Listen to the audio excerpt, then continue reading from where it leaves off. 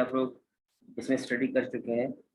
इस टॉपिक में rotation of rigid object में एंगुलर पोजीशन, एंगुलर मोशन की जो पोजीशन है यानी रोटेशनल मोशन की पोजीशन आपने स्टडी किया है। वेलोसिटी क्या होती है, एक्सेलरेशन क्या होती है, और rigid object under constant angular acceleration और टॉर्क, ये हम डिफरेंट जो रोटेशनल ऑब्जेक्ट की डिफरेंट प्रॉपर्टीज को स्टडी कर चुके हैं। तो आज का हमारा टॉपिक है calculation of moments of inertia and rotational kinetic energy.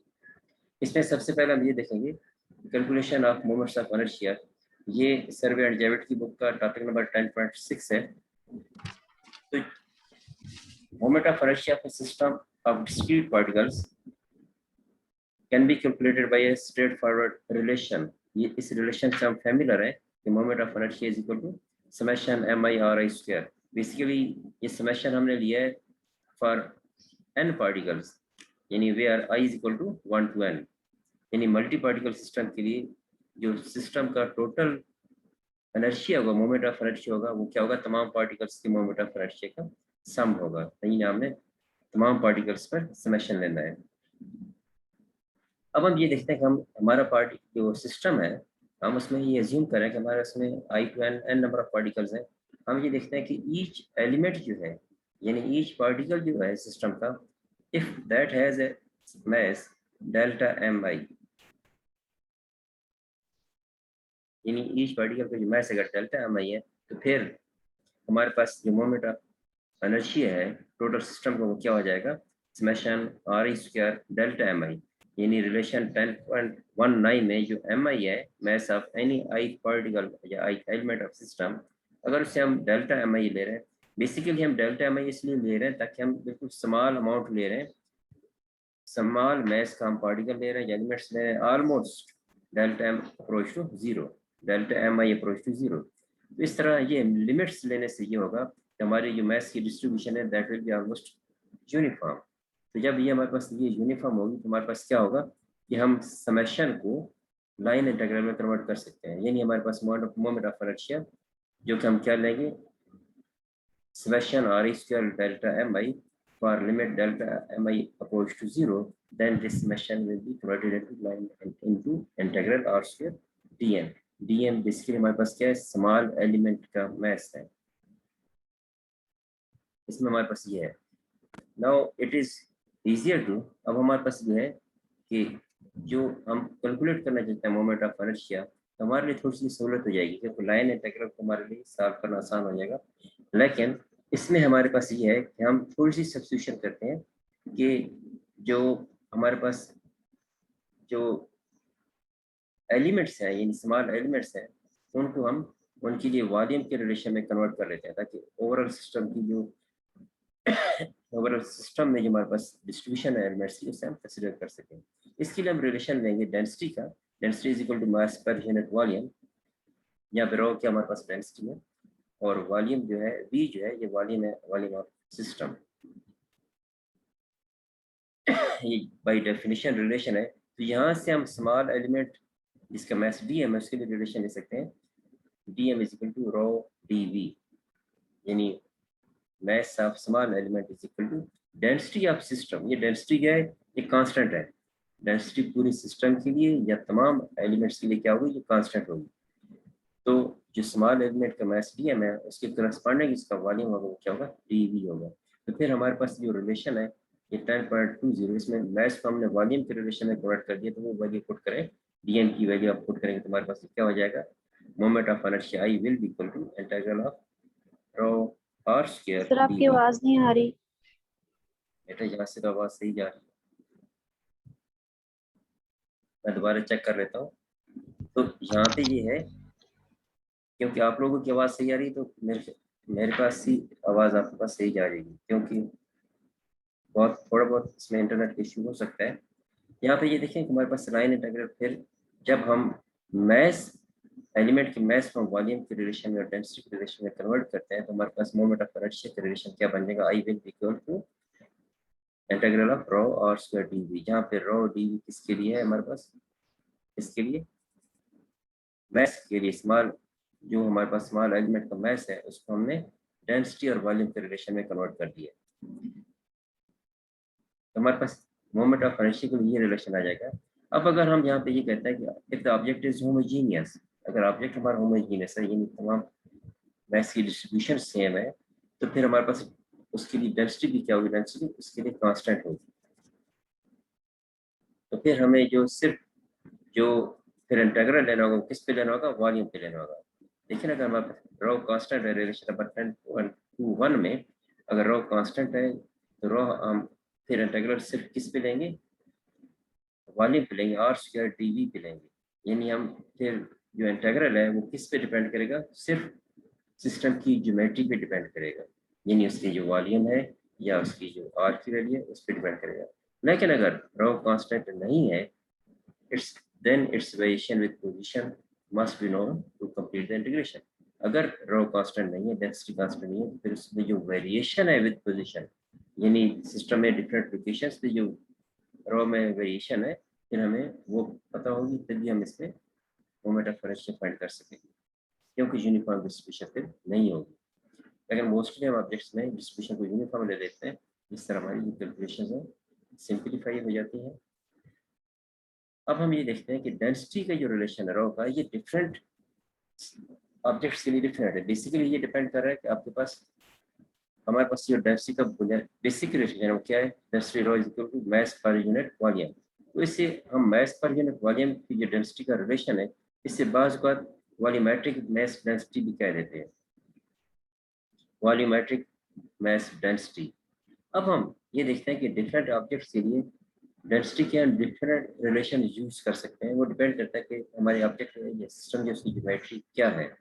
For example, हमारे पास जो सिस्टम है वो एक यूनिफॉर्म थिकनेस की शीट है, with a sheet of uniform thickness D, यानी यूनिफॉर्म थिकनेस की हमारे पास शीट है। तो फिर उसमें हम मास पर यूनिट वॉल्यूम की बजाय हम उसमें यूज कर लेंगे मास पर यूनिट एरिया।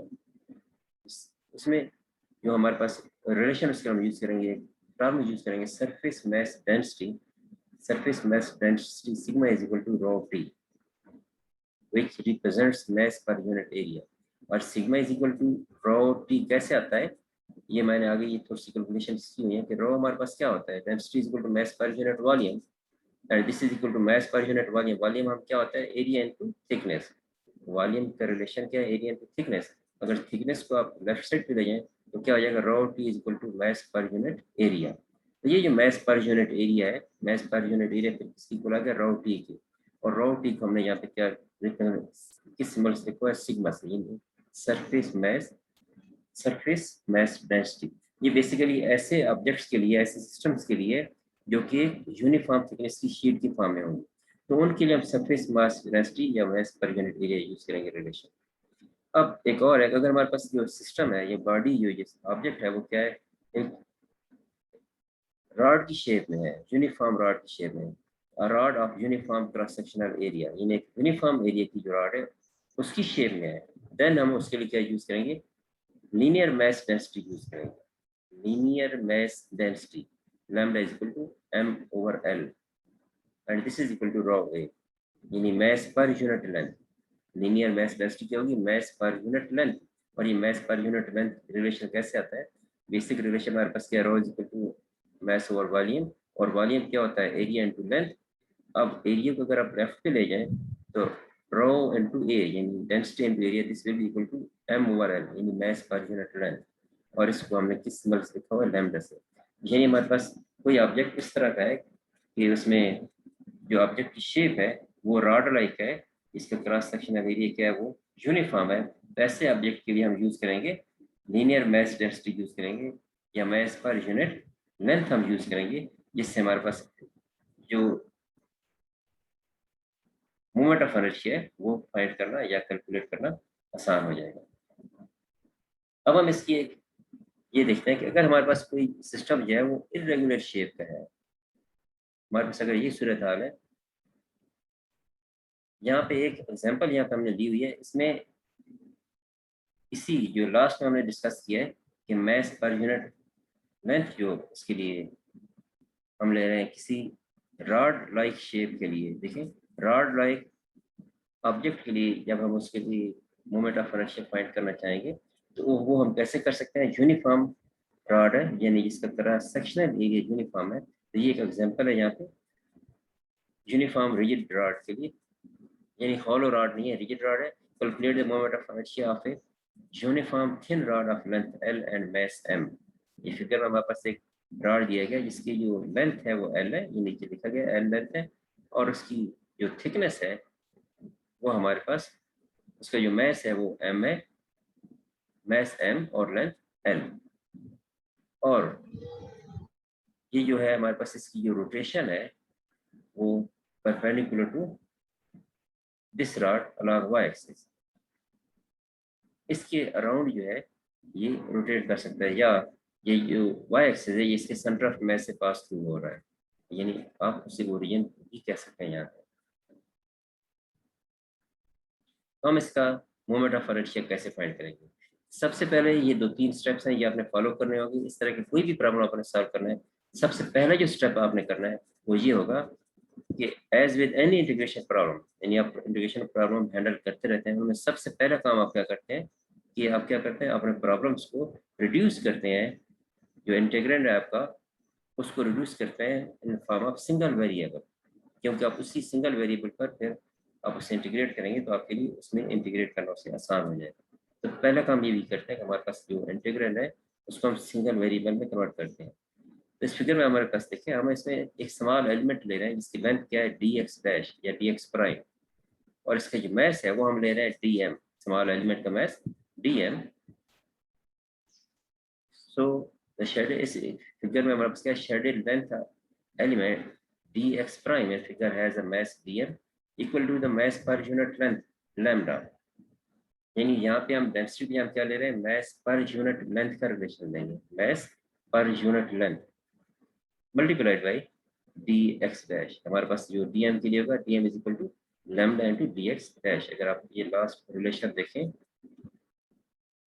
हमारे पास जो लैम्डा इज इक्वल टू क्या, मैस पर unit length, lambda is equal to mass पर यूनिट लेंथ, और यहाँ से मैस क्या आ जाएगा, mess will be equal to lambda into length, इन लेंथ को आप लेफ्ट पे ले जाएंगे तो lambda into length will be equal to mass, यानी linear mass density lambda into length will be equal to mass के। यही रिलेशन हम यहाँ पे यूज कर रहे हैं इस small element D X prime के लिए।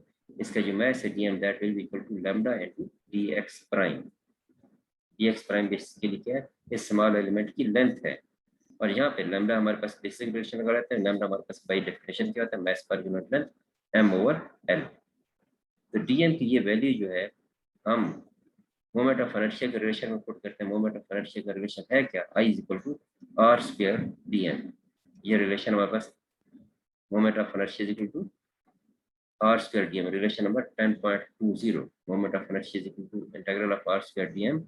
यहाँ पे हमारे पास ये रिलेशन हमने यूज करना है इसके लिए। तो यहाँ पे हमारे पास जो आर स्क्वायर है, आर स्क्वायर बेसिकली जो लेंथ है वो हमारे पास यहाँ पे सी क्या ले रहे हैं, वो हमारे पास एक्स प्राइम है, तो हम R square is equal to x prime square, X R square is equal to x prime square, और डीएम की वैल्यू जब हमने फाइंड किया मैस पर unit length into D X prime, ये वैल्यूज पुट कर देते हैं इसमें। मैस पर यूनिट लेंथ ये हमारे पास इन एक्स इंडिपेंडेंट है, ये बाहर हम कॉमन ले लेते हैं, तो हमने सिर्फ इंटीग्रेट करना है एक्स प्राइम स्क्वायर पे, और टोटल लेंथ हमारे पास क्या है minus L by two to L by two, यानी हमारे पास जो टोटल लेंथ है ओरिजिन से लेफ्ट और राइट से डिवाइड करते हैं, minus L by two to L by two हमारे पास आ जाएगा। तो हमारे पास जो इंटीग्रेशन की वैल्यू आ जाएगी तो एक्स प्राइम स्क्वायर है डी एक्स प्राइम पे इंटीग्रेट करें तो हमारे पास क्या जाएगा एक्स प्राइम क्यूब बाई 3। तो आप इसे सिंप्लीफाई करेंगे तो ये हमारे पास क्या जाएगा 1/12 ml स्क्वायर। तो ये हमने उसमें टेबल में लास्ट लेक्चर में हमने डिफरेंट ऑब्जेक्ट्स जो हैं, डिफरेंट ज्योमेट्री वाले ऑब्जेक्ट्स हैं, उनके लिए मोमेंट ऑफ इनर्शिया के रिलेशंस को डिस्कस किया था। तो वहाँ पे moment of inertia of a rigid rod वो आपने देखा होगा क्या है 1/12 ml स्क्वायर। इसी तरह ये एक और फिगर है, हमारे पास एक और ऑब्जेक्ट है जिसमें हमारे पास जो है रॉड पे आप क्या है यूनिफॉर्म सॉलिड सिलेंडर है, यूनिफॉर्म सॉलिड सिलेंडर। अब यूनिफॉर्म सॉलिड सिलेंडर जो है जिसका रेडियस जो है आर है, यानी टोटल रेडियस, और मैस एम है, लेंथ क्या है एल है। हमने इसका मोमेंट ऑफ इनर्शिया फाइंड करना है अबाउट इट्स सेंट्रल एक्सिस, वो सेंट्रल एक्सिस क्या होगा ना, जेड एक्सिस हम फॉर एग्जांपल ले लेते हैं। तो यहाँ पे भी हमने वही करना, पहले सबसे पहले ये काम करते हैं कि divide the cylinder into many cylindrical shells, यानी स्मॉल एलिमेंट्स में हम इसे डिवाइड कर देते हैं।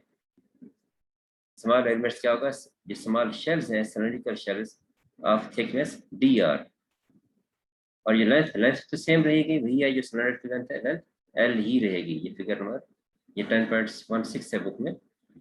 अब density of cylinder is rho, अगर डेंसिटी ऑफ सिलेंडर की रो ले लेते हैं, so the volume is this of this small shell, जो dr थिकनेस के इसका वॉल्यूम dv जो है, volume dv of each shell is its cross sectional area multiplied by its length।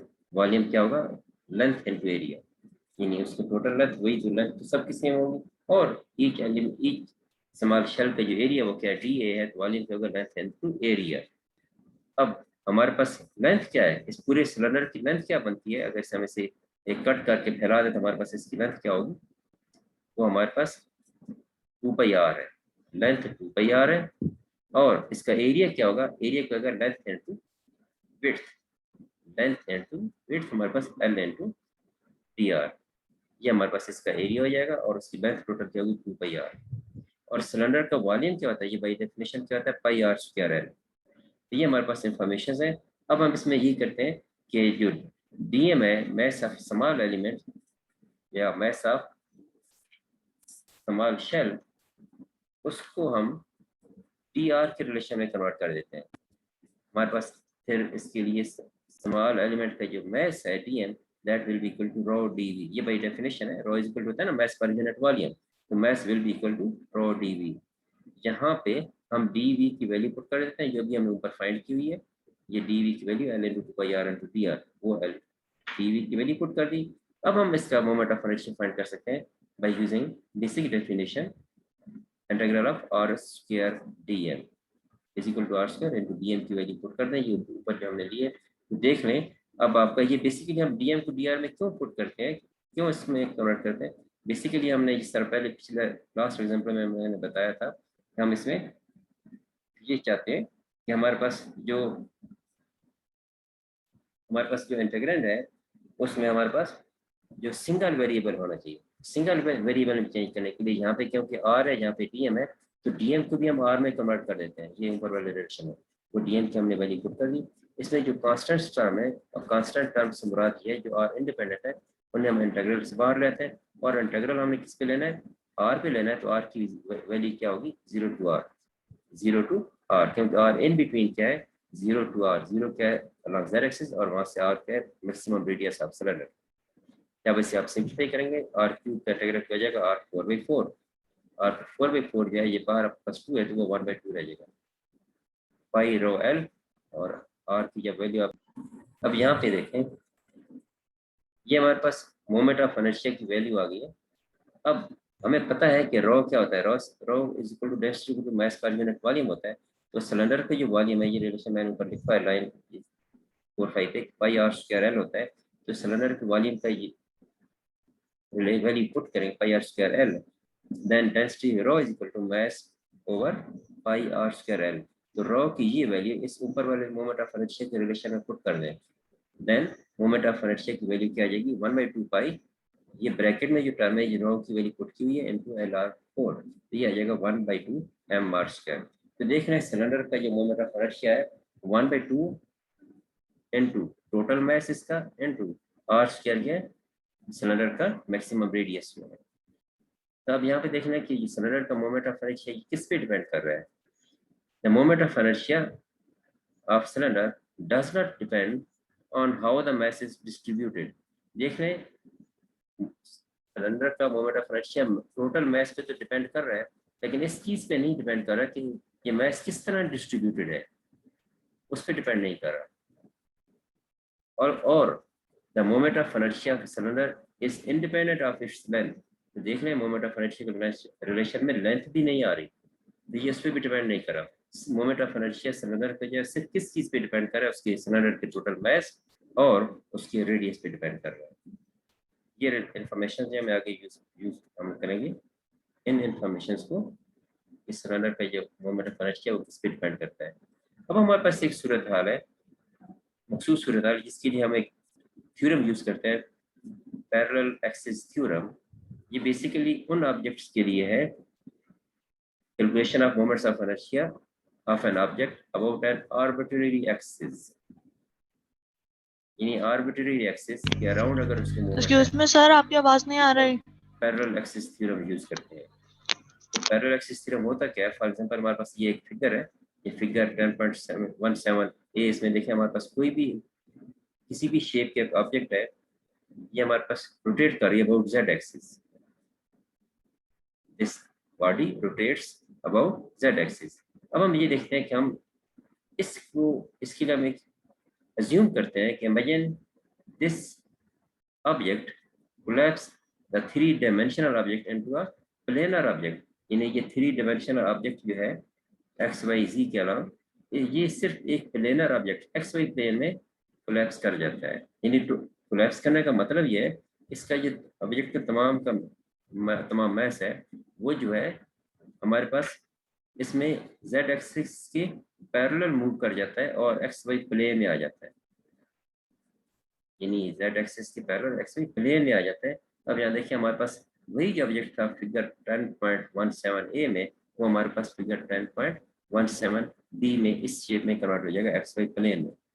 अब यहाँ पे सेंटर ऑफ मैस जो है इसका एक्सिस आपके पास ये है, और ये जब रोटेट कर रहा है हमारे पास अलॉन्ग जेड एक्सिस, ये हमारे पास इक्वेशन जो है एक्स वाई प्लेन में हो जाएगी।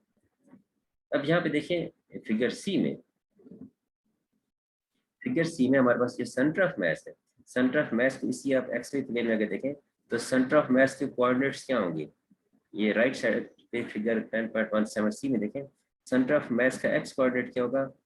एक्स सी एम, और इसका वाई कोऑर्डिनेट क्या होगा? Y C M, centre of mass इस बॉडी का। और यहाँ पर हम एक ऑब्जेक्ट ले लेते हैं, for example mass D M का स्मॉल ऑब्जेक्ट ले लेते हैं। ये फिगर में आपके पास फिगर सी में ये ब्लू डॉट से दिखाया गया small element of mass D M. अब इसमें ये इस मैस के जो हमारे पास कोऑर्डिनेट्स होंगे वो हमारे पास क्या होंगे? इस मैस के कोऑर्डिनेट्स के अलग एक्स एक्सिस एक्स कोऑर्डिनेट और अलग वाई एक्सिस क्या होंगे? Y coordinates.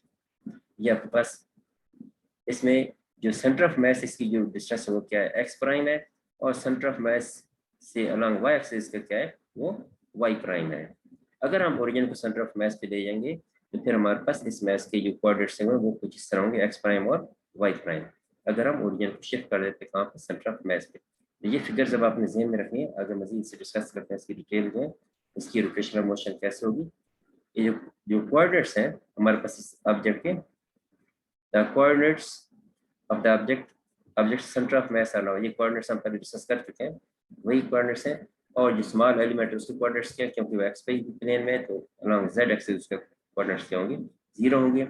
और हमारे पास जो उसका रेडियस है ये सेंटर से फ्रॉम जेड एक्सिस, आर की वैल्यू क्या आ जाएगी?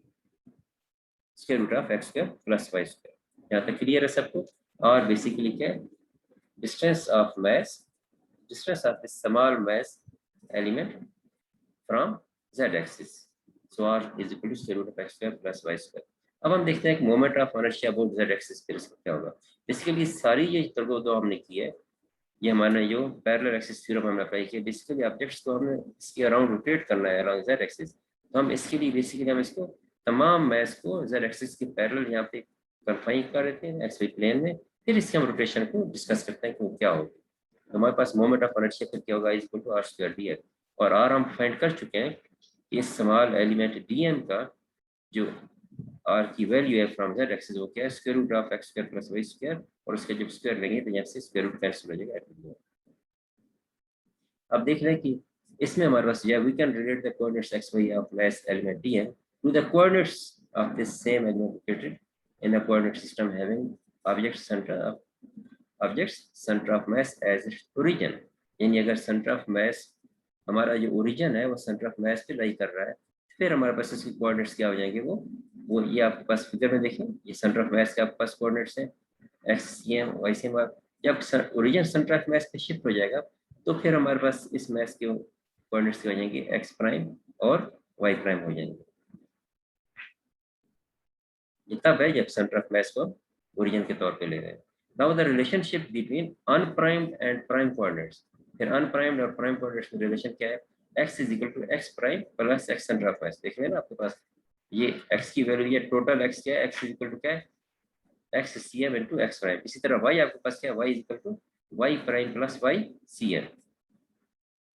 ये हमारे पास रिलेशन है प्राइम और अनप्राइम के। लेकिन z क्या है, z is equal to z prime this is equal to 0, क्योंकि z के अलॉन्ग मैस नहीं है बल्कि z के पैरेलल मैस डिस्ट्रीब्यूशन है। इसके लिए z के अलॉन्ग उसकी डिस्ट्रीब्यूशन ना होने की वजह से क्या होगा, z पर और z प्राइम क्या होंगी, 0 होंगी। अब हमारे पास फिर मोमेंट ऑफ इनर्शिया क्या आ जाएगा, x और y की वैल्यू पुट कर देते हैं हमारे पास x, क्योंकि x is equal to x, ये देखिए ना आपके पास मोमेंट ऑफ इनर्शिया ये क्या है, X square plus Y square. X square की जगह एक्स की वैल्यू पुट कर दें, X prime plus x centre of mass, और वाई की जगह वाई की वैल्यू पुट कर दें, Y prime plus Y centre of mass. ये वैल्यूज हमने पुट कर दी। स्क्वायर उसका ओपन करेंगे तो आपके पास मोमेंट ऑफ इनर्शिया की ये रिलेशन आ जाएंगे थोड़ा सा सिंप्लीफाई करने के बाद। इसमें याद रखें कि ये एक्स की तमाम वैल्यूज हैं हमारे पास, जो वैल्यूज मास इंडिपेंडेंट है उन्हें हम कॉमन ले जाएंगे। अब यहाँ पे देखें जो फर्स्ट इंटीग्रल है, द फर्स्ट इंटीग्रल इस रिलेशन में by definition the moment of inertia ICM about an axis that is parallel to z-axis and passes through the center of mass। अब देखेंगे जो हमारे पास x प्राइम प्राइम, जिस तरह मैंने लास्ट में बताया था कि आपको, ये मैं दोबारा आपको दिखाता हूँ, अगर हम ओरिजिन को